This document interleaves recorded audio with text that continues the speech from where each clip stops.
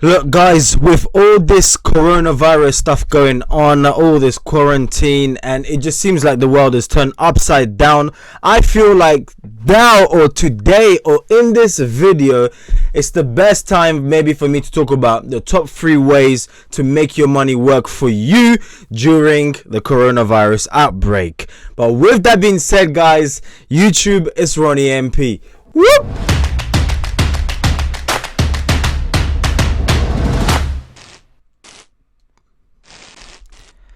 Hey yo, what's good YouTube? You know who it is, it's your boy Ronnie MP. Thank you and welcome to a brand new video of It's Ronnie MP. The show will bring you guys a bunch of videos suggested by you guys and you guys only. If you are brand new to the channel, then be sure guys to click the like button. It really helps out with the YouTube algorithm, and in fact when you click the like button as well as the subscribe and the bell thing, you see that right next to it, it allows or it lets the YouTube algorithm know that you're obviously enjoying my content, and it's going to just put that more of it in your I guess in your presence, so you can click on it and watch it. But it's going to also share it out or reach a wider audience who also might need to watch this video, especially with whatever is going on. But however, in this video, as I mentioned, oh yeah, by the way, if you're new to the channel as well, I post videos every single Monday, Wednesday and Friday, 3:30 Pacific time or 11:30 European time, if you want to call it. Okay, just so you know, just so you don't miss out. Okay, but we're talking about the top 3, I repeat, the top 3 ways you can make your money work for you, not only during this time, whatever we're going through, but in the years to come. And when you figure this knowledge out, you're gonna realize that, okay, it's pushing me towards financial freedom, and it means you get out of the, I guess, the rat race, if you want to call it, or you know, or just keep going around and just chasing something that you can never really grab. I guess it's just like a dog chasing his own tail. But one of the biggest difference between the wealthy and I guess the less wealthy is that wealthy people earn interest. Yeah, they earn interest and everyone else pays interest. Okay, so you pay interest for, you know, from being in debt or whatever it is, but wealthy people actually earn interest, so they allow their money to work for them. They accumulate a large sum of money, and as the majority of you probably know, if you were to then to deposit that into a bank, guess what, they're going to pay you, you know, some interest. It depends on which bank account you open, but you get the gist.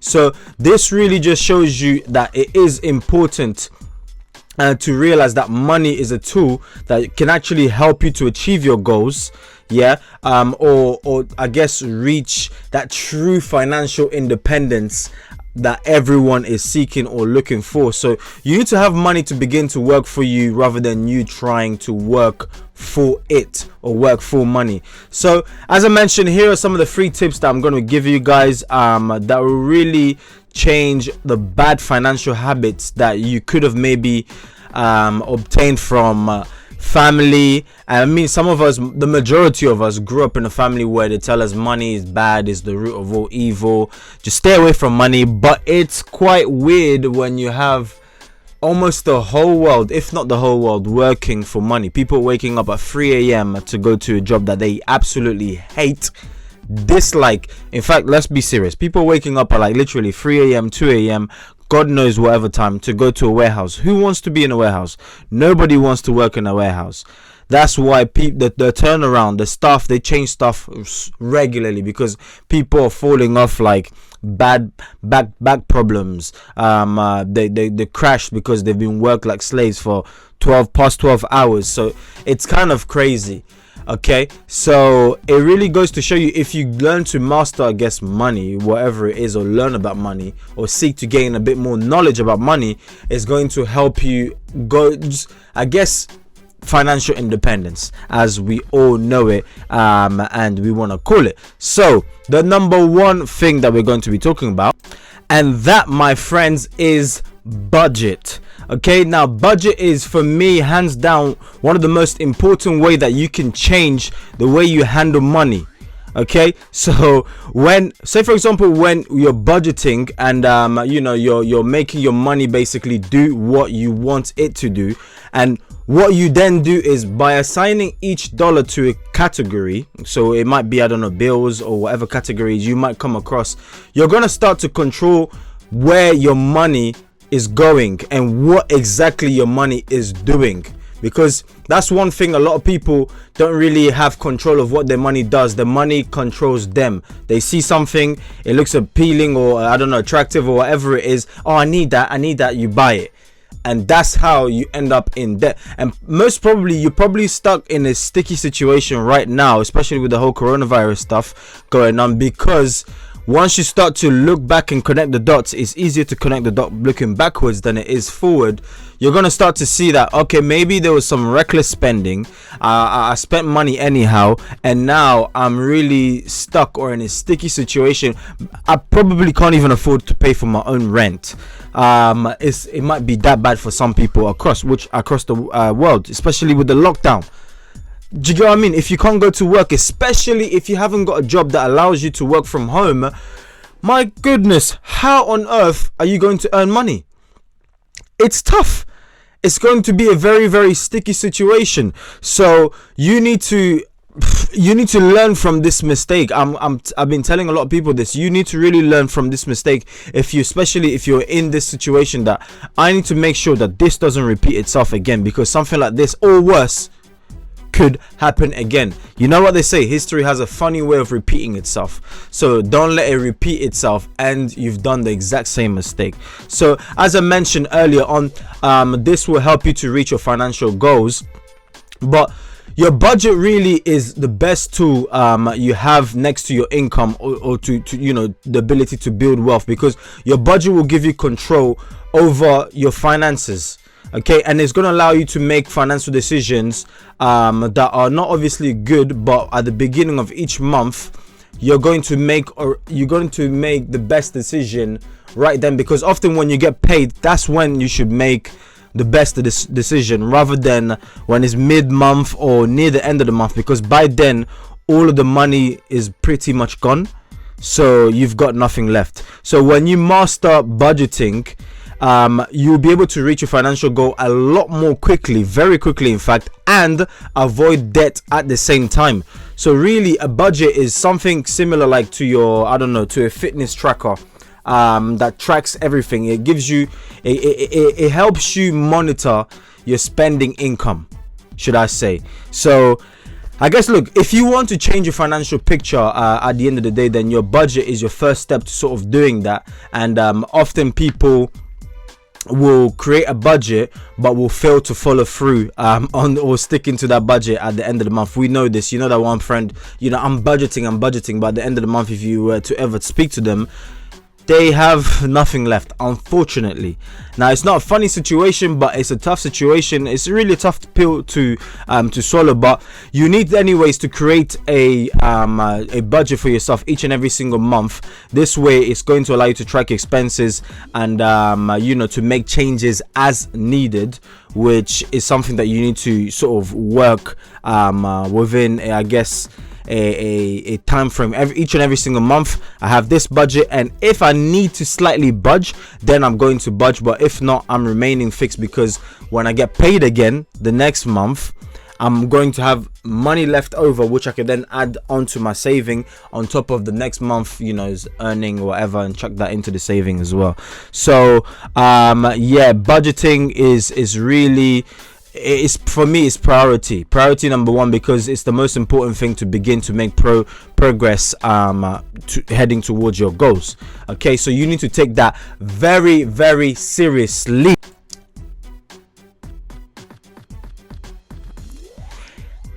Moment of silence there, because I just thought about a friend of mine. I'm not going to say their name because this is quite personal.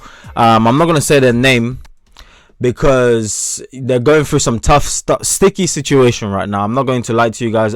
They're based in Italy, and right now is really the worst time for them. And I could only imagine right now, if you're watching me through your screen or YouTube or wherever you're watching me from, TV, that if you're going through the same situation, then all I can do, I guess, is just pray for you guys, because having a family and and having no income coming in, no cash flow, it's a scary moment.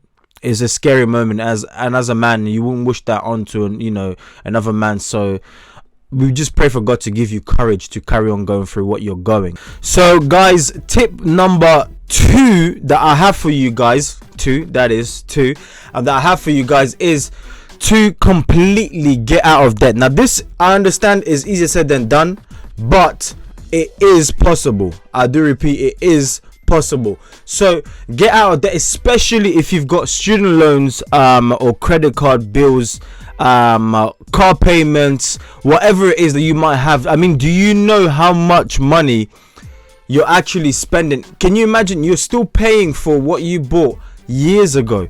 How on earth does that make sense? How do you justify that before making a silly purchase that is absolutely insane? How do you justify that? That, hold on, if I'm not able to pay this back, I'm going to be paying for this 5 years down the line, 10 years down the line. You're still paying off the interest from I don't know, a Ford or a Toyota, or I don't know, whatever silly decision you decided to make, and you justified it at the time because it seemed like the best thing to do, right? It's just, the car was just, it was a red car and it was just amazing. Like I fell in love with it. 5 months later, you're just like, yeah, that was a silly decision. Okay, so try and get rid of all of them. If you have debt, the best way, if you don't know who Dave Ramsey is, which a lot of people do, look him up, especially the debt snowball. It's a really good thing that it just allows you to tackle the smallest debt first, and then using that momentum, you start snowballing. So literally 1, 2, 3, before you know it, you've done all your debt, you've cleared up all your debt, starting from smallest to largest. So it gives you that momentum, and then you're debt free, and now you can truly start building wealth. And trust me, when you're debt free, you can truly start building wealth. That's the stage that I'm going through right now, just to clearing up all of my debt, so then I can go ham, as they say, and start building, true wealth, where you don't owe anyone anything. Okay, and obviously what's the verse from the Bible that I'm looking for? Something about slave to the lender. My mind can't think right now. But yeah, a borrower is slave to the lender. Yeah, a borrower is slave to the lender. So that is completely true. You're slave to the bank once you borrow their money. You have to realize that, whether you want to believe it or not. Once you borrow the bank's money, you, my friend, become the slave, interest slave, because we're going to be charging you with interest, and you have to pay it. You signed the dotted lines. You did make that signature. So look, whatever you do, avoid that, and that will save your life, literally.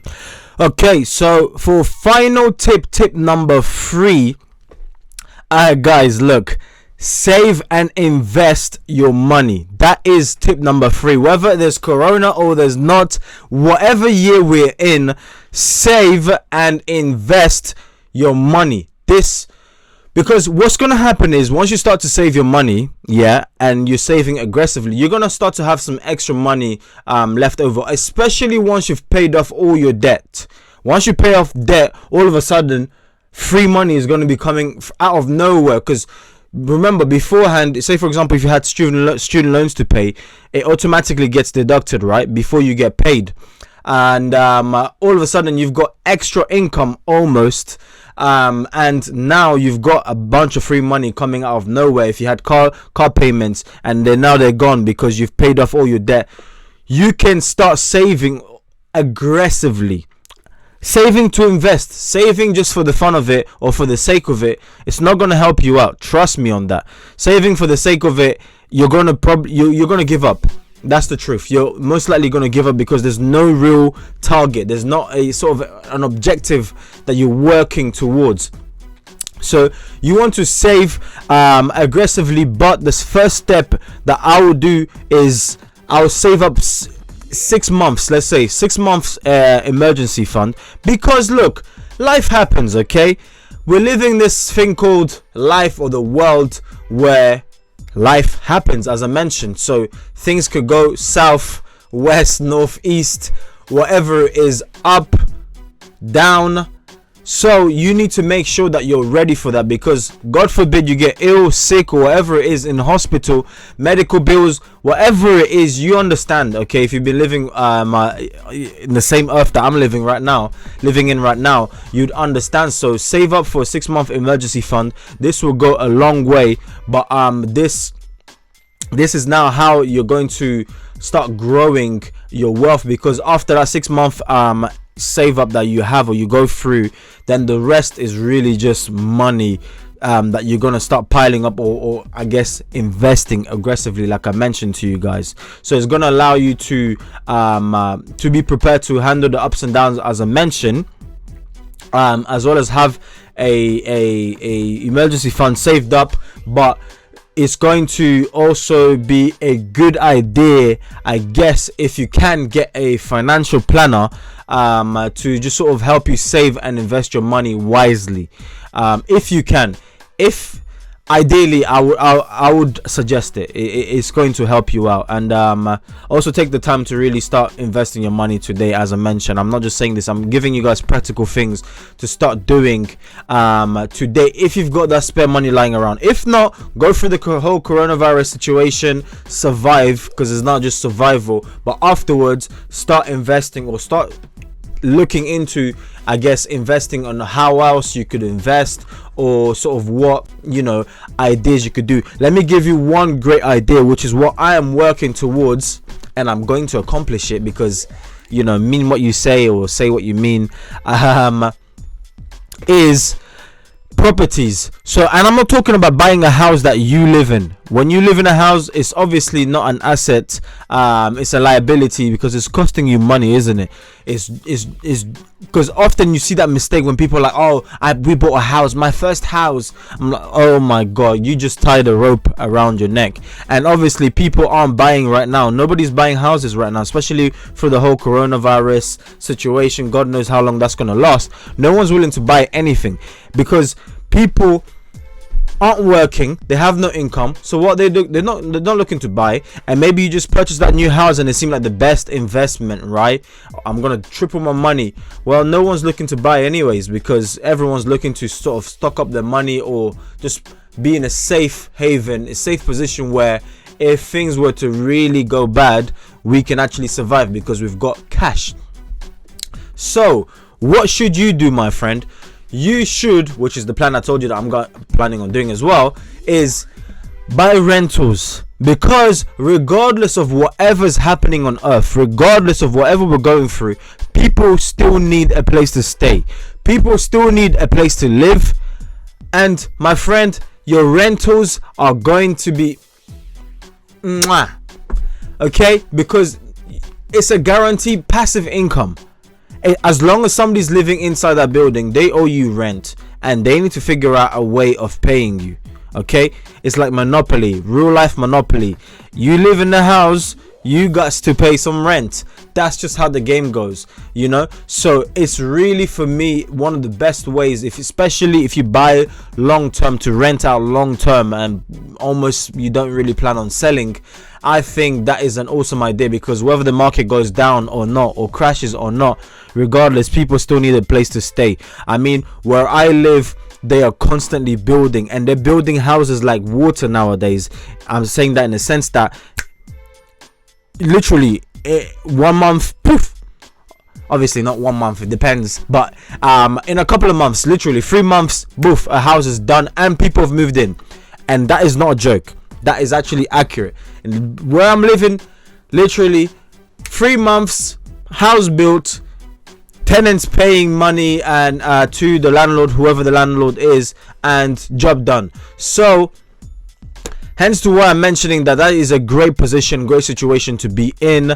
Those are the ideas that I had for you guys, or the tips that I had for you guys today. Hopefully you wrote them down and you actually took it serious, because trust me, history has a funny way of repeating itself, and you don't want it to find you in the same position that it found you this year. So be wise, take those advice and run with it. All right, guys. So, oh yeah, if you need further help, or if you want to start up a YouTube channel, that's my space. case I master you know in things like that, so I can help you guys out. Check out the link in the description to join the you know the in-depth program that we have for you guys. And yeah, by watching this video, guys, you do not waste your time. Don't forget to tell your haters to get in line. Check out these 2 awesome videos that I have for you guys there, and I'll catch you guys on the next video. Peace out, much love, and bye bye.